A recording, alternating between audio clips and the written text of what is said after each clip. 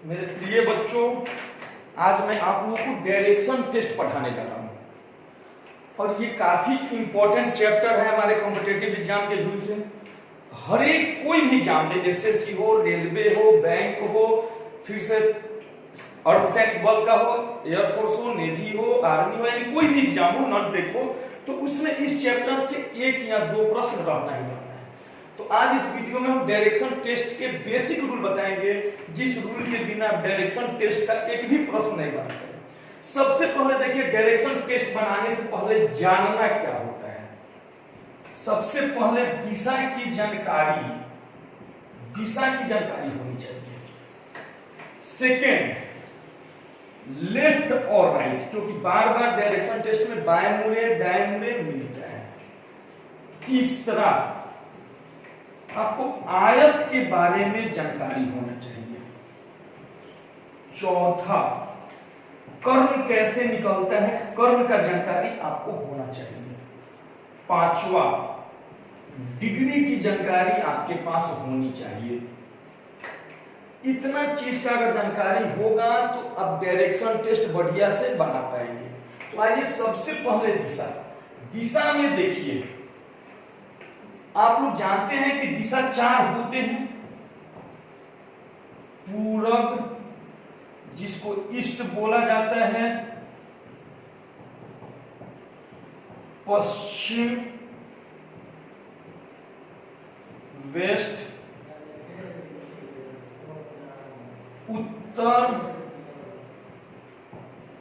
North और south, दक्षिण south. तो आइए हम एक एक करके जो भी लिखे हैं सबके बारे में आपको समझाना है। सबसे पहले दिशा के बारे में। बहुत सारे बच्चों को दिशा के बारे में कंफ्यूजन रहता है कि कब उत्तर हो, कब पूरब हो, कब पश्चिम हो। तो आइए हम इसके बारे में एक एक करके सब समझा रहे हैं।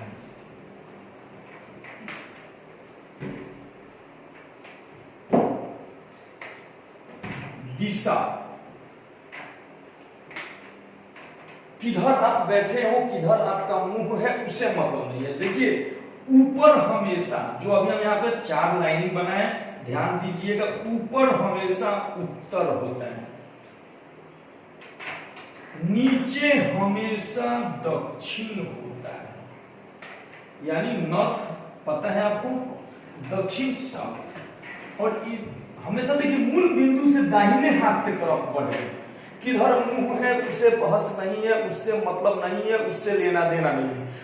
जो भी यहाँ पे कट बिंदु है उससे अगर हम दाहिने तरफ बढ़ गए तो ये पूरब होता है, मतलब ईस्ट होता है। और इसके अपोजिट मूल बिंदु से बाईं हाथ की तरफ अगर बढ़ गए तो ये मेरा पश्चिम होता है, वेस्ट होता है, पश्चिम होता है, वेस्ट। तो ये 4 मुख्यतः दिशा होते हैं जिसके बारे में आपको जानकारी है। अब देखिए, अगर इस दोनों के बीच में हम आ गए तो इस दोनों का नाम लेकर इसको पुकारते हैं। जैसे ये मेरा हो गया पूरब उत्तर, ये हो गया मेरा पूरब उत्तर, तो इसको हम शॉर्ट फॉर्म में लिख रहे हैं नॉर्थ ईस्ट। इसको ईस्ट नॉर्थ भी लिखिएगा तो गलत नहीं होगा। ये मेरा पूरब उत्तर हो गया, ये मेरा हो गया ईस्ट और साउथ, ईस्ट साउथ। इस दोनों का नाम दक्षिण पूरब ये हो गया। ये मेरा दक्षिण पश्चिम हो जाएगा, मतलब वेस्ट साउथ हो जाएगा। और ये मेरा वेस्ट नॉर्थ हो जाएगा। तो ये मेरा डायरेक्शन टेस्ट में 8 दिशा की जानकारी होनी जरूरी है, क्योंकि 8 दिशा से प्रश्न पूछे जाते हैं। नॉर्थ, ईस्ट, साउथ, वेस्ट, और इससे जो भी दिशा है सारा दिशा हमने लिख दिया। तो इतना दिशा का जानकारी होना चाहिए। बहुत बच्चों के पास कंफ्यूजन रहता है, अगर मान लीजिए बैठे हैं, किधर भी मुंह है, अगर वो दाहिने हाथ की तरफ चल रहे हैं तो दूसरा दिशा आने लगता है, उससे बाबू बहस नहीं है। आप अगर मूल बिंदु से दाहिने हाथ की तरफ चल दिए तो हमेशा पूरब होता है, इस बात को याद रखिएगा, क्योंकि अक्सर हम देखे हैं बच्चे यहाँ पे गलती करते हैं। तो ये दिशा की जानकारी आपके पास होनी बिल्कुल जरूरी है। उम्मीद करते हैं दिशा क्लियर। इसके बाद देखिए,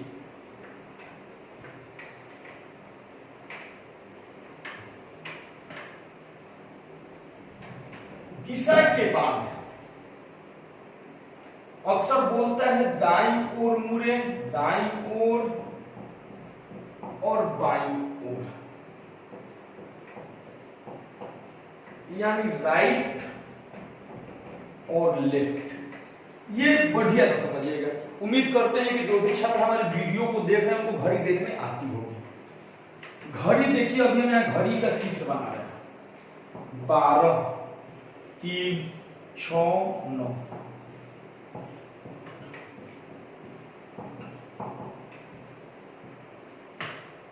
आप सभी लोगों को पता है कि सुई 12 के बाद 1 की तरफ बढ़ती है, 1 के बाद 2 की तरफ, 2 के बाद 3 की तरफ, 3 के बाद, यानी घड़ी में सुई इस हिसाब से चलती है।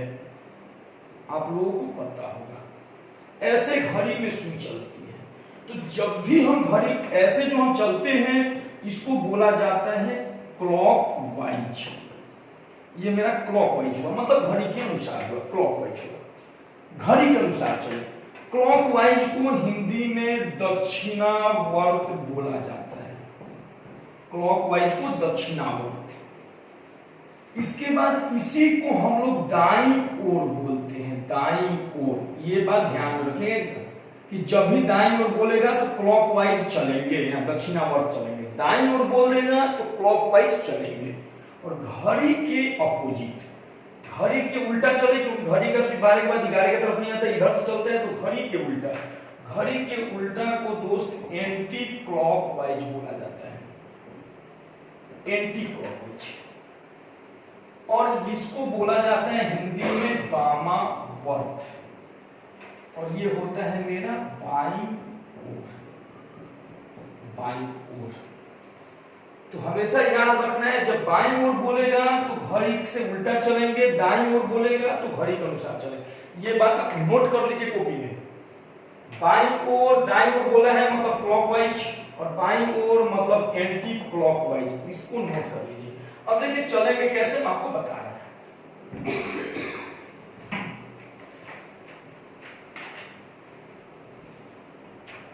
मान लीजिए प्रश्न दे दिया है कि मैं अभी पूरा दिशा की ओर चलना प्रारंभ किया, तो आपको पता है ऐसे जब सुई रहता है तो 3 पे रहता है। आप देखिए ऐसे जब घड़ी में सुई रहता है तो 12 को इंडिकेट करता है, ऐसे जब घड़ी में सुई रहता है तो 3 को इंडिकेट करता है, ऐसे जब रहता है तो 6 को, और ऐसे जब रहता है तो 9 को।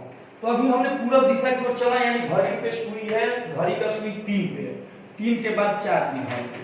अब दाईं ओर बोलेगा तो अभी हम आपको पता है घड़ी के अनुसार मतलब इधर आ जाएंगे, यानी दाईं ओर गए, और यही बाईं ओर बोलते हैं तो इधर चले जाते हैं। तो अब देखिए अब सुई 6 पे हो गया, इसके इधर 5, इधर 7। अब बाईं ओर बोलेगा तो 5 की ओर चलेंगे, दाईं ओर बोलता तो 7 की ओर चलते। अब मान लीजिए यहीं से अब इधर आ गए यानी 9 पे, तो इधर 8, इधर 10। अब बोल दे कि बाईं ओर चले, बाईं ओर चले मतलब 8 की ओर चले। समझ में आ गया? दाएं और बाएं, दाएं बोलेगा तो घड़ी के अनुसार, और बाएं बोलेगा तो घड़ी के उल्टा। क्लियर है बाबू? तो उम्मीद करते हैं दाएं और बाएं आप समझ गए होंगे।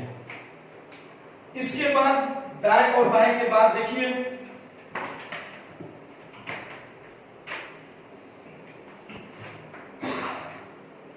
याद रखने योग्य बात एक याद रखिएगा, आप याद रखना है हमेशा कि डायरेक्शन में हमेशा छोटी दूरी निकाली जाती है। डायरेक्शन में हमेशा छोटी दूरी, यानी मान लीजिए अगर हम 8 किलोमीटर पूरब में चले और बाएं मुड़ के 6 किलोमीटर चले तो इसका आंसर 14 किलोमीटर गलत होता है। 8 6 जो बच्चे नहीं जानते हैं वो 8 और 6 जोड़ देते हैं। आपसे पूछेगा एक व्यक्ति 8 किलोमीटर की दूरी पूरब दिशा में तय की, उसके बाद बाईं ओर मुड़ के 6 किलोमीटर चला, तो वह प्रारंभिक बिंदु से किस दूरी पर है? यानी सबसे छोटा दूरी मेरा यही हो जाएगा, कर्ण। आप लोगों को कर्ण लंब आधार के बारे में पता होगा, यानी मुझे ये दूरी निकालना है। और बहुत सारे बच्चे डायरेक्ट इसको जोड़ के लिख देते हैं, जो कि गलत है। यानी देखिए कर्ण निकालने का फॉर्मूला आप लोगों को पता होगा, एकदम बेसिक है। कर्ण बराबर रूट अंडर लंब का स्क्वायर जोड़ आधार का स्क्वायर।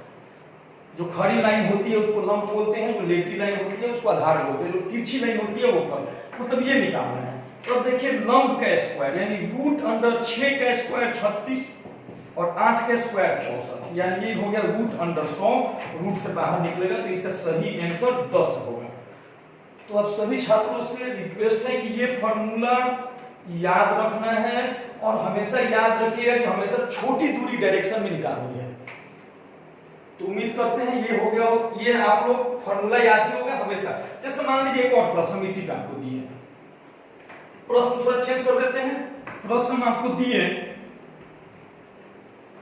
एक व्यक्ति उत्तर दिशा में 12 किलोमीटर की दूरी तय करता है, उत्तर दिशा में 12 किलोमीटर, और फिर दाईं ओर मुड़ के 5 किलोमीटर जाता है।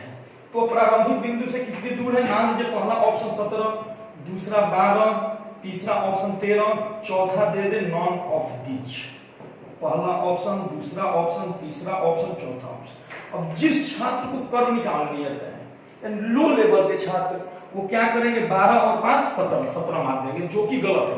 इसको निकालेंगे फॉर्मूला पे, लंब स्क्वायर मतलब 12 का स्क्वायर 144, 5 का स्क्वायर मतलब 25, इसको जोड़े तो रूट अंडर 169 यानी 13। इसका सही आंसर हो जाएगा 13, यानी मुझे यही दूरी निकालनी थी इसे। तो हमेशा इस बात को ध्यान रखिएगा। क्लियर है? अब देखिए, डायरेक्शन टेस्ट बनाने से पहले एक और बात ध्यान रखना जरूरी होता है, वो हम बता रहे हैं। इस वीडियो में कोशिश करेंगे कि सारा बेसिक कंसेप्ट डायरेक्शन का दे दें। एक बराबर करना,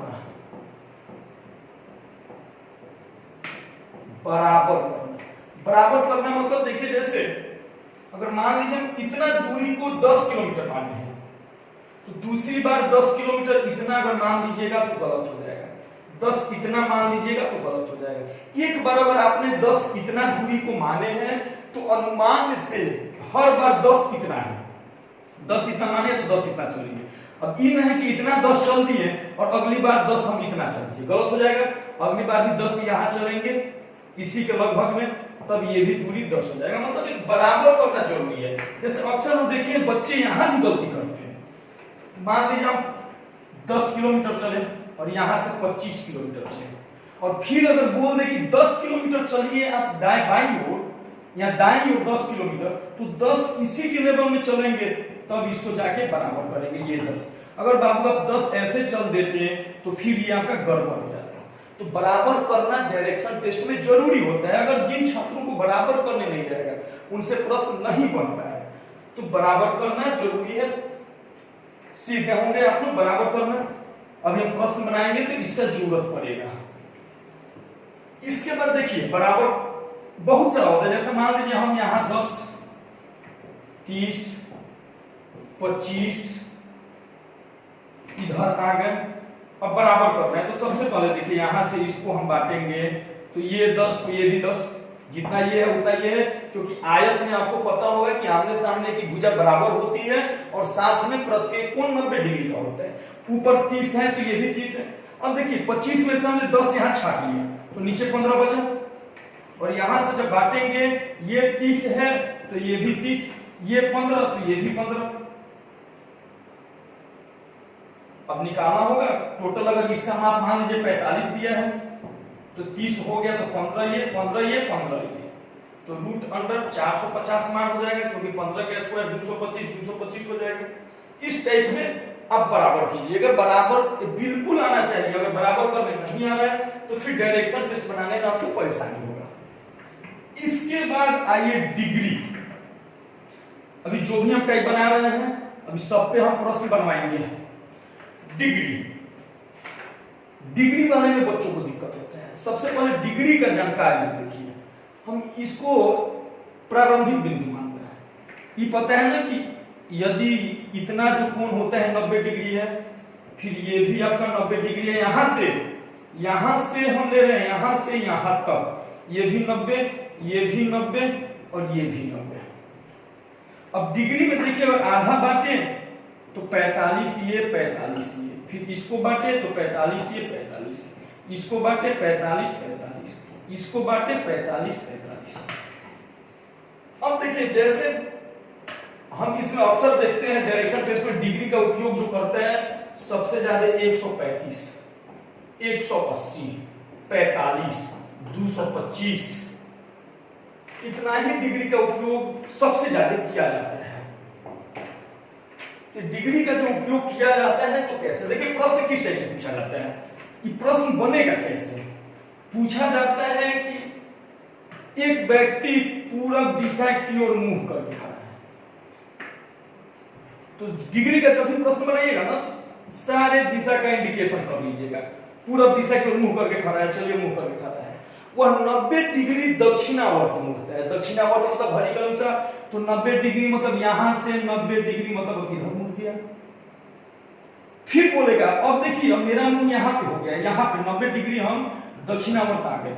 अब बोलेगा कि वह 135 डिग्री वामावर्त मुड़ता है, घड़ी के उल्टा 135, यानी यहां से यहाँ पे आए तो 90 और फिर यहाँ पे 45 है। अब उसका मुंह, ये उसका फर्स्ट चाल था और ये सेकेंड चाल हो गया। अब फिर प्रश्न बोल देगा कि अब वह पुनः 135 डिग्री वामावर्त मुड़ता है, 135। तो अब देखिए तीसरा चाल, यहां से यहां आए तो 45 और यहां से यहां 90, यानी अब उसका मुंह इधर है। तो पूछेगा अब उसका मुंह किस दिशा की ओर है। तो डायरेक्शन टेस्ट में जब भी डिग्री का प्रश्न, इसका आंसर हो जाएगा इधर यानी पश्चिम। डायरेक्शन टेस्ट में जब भी आप प्रश्न बनाइएगा तो सबसे पहले दिशा का इंडिकेशन करके एक ही बिंदु पे घूमना है, इधर उधर घूमिएगा प्रश्न गलती हो जाएगा, एक ही बिंदु पर मुड़ना है। समझ में आ रही ना बात? जैसे मान लीजिए एक और प्रश्न यहां पे बनाते हैं, बोल दिया कि सलमान खान का मुंह अभी उत्तर दिशा में है। चलिए सलमान खान अभी उत्तर दिशा में है,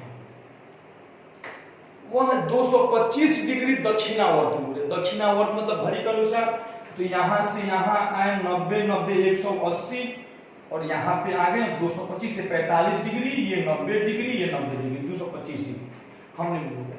फिर अगर बोल दे कि वह 180 डिग्री वामावर्त मुड़े, यानी घड़ी के उल्टा मुड़े 180 डिग्री, तो उनका मुंह अब किस दिशा की ओर? 180 तो यहां से यहां आए तो हो गया मेरा 135 और फिर यहां आ गया एक सीधी रेखा 180, तो उनका मुंह अब किस दिशा में है?